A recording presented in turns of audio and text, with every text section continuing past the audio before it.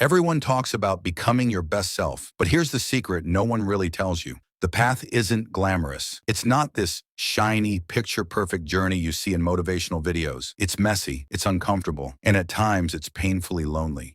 And yet this hidden, unpolished side of growth is exactly what makes it powerful. We imagine our best self as this finished product, perfect mornings, perfect mindset, perfect body, perfect discipline. But the truth is, becoming your best self has nothing to do with perfection. It has everything to do with the version of you who chooses growth, especially when no one's watching. That version of you doesn't suddenly appear because of one massive life change. It's shaped by the smallest, unglamorous choices you repeat again and again. The choices you make when it would be so much easier to give up. But here's the catch. Most people never see this stage. They get stuck thinking, if it feels this hard, I must be failing. And that's why they quit too early. Because the real work happens in silence. It's in those moments when you wake up 10 minutes earlier than you want to. When you say no to the old habits that used to control you. When you sit with discomfort instead of escaping it. Nobody claps for you here. There are no likes, no comments, no applause. Just resistance, just the quiet, heavy weight of effort that nobody else sees. And this invisible stage of growth is where most people mistake progress for failure. But in reality, this is the birthplace of transformation. It feels invisible now, but one day those results will be undeniable. Here's the truth most people overlook. You don't become your best self. You build it, choice by choice. Every decision you make is a vote for the kind of person you're becoming. Skip the gym today? That's a vote. Go anyway. That's another vote. Choose to stay stuck? A vote. Choose to try again? Another vote. The biggest mistake people make is waiting to feel motivated first. But motivation doesn't show up before action. It follows action. Your best self doesn't appear when life gets easier. It shows up when you choose to act differently, even when the situation feels just as hard. But there's one more thing people don't often talk about. Becoming your best self comes with a cost. It means losing parts of your old self. It means letting go of friendships built only on complaining. It means stepping away from the comfort of staying small. It means leaving behind the version of you that no longer fits who you're becoming. And yes, it hurts, because growth always costs something. But here's the paradox. What feels like loss is actually making space. Space for new people, new opportunities, a new future that the old version of you could never hold on to. So here's what no one tells you. Your best self isn't some perfect version of you waiting somewhere in the future. It's the one you're building right now, through messy choices, through invisible work,